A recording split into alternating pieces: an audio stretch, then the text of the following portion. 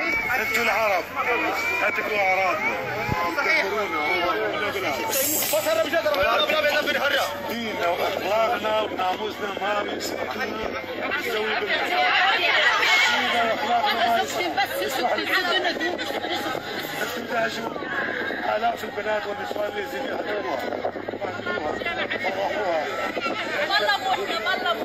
انتوا العرب باسم الدولة اللا إسلامية هذول داعش الإرهابيين، ولكن انتوا جيراننا وديننا وأخلاقنا ما يسمح لنا ان نضيفكم الشعراء.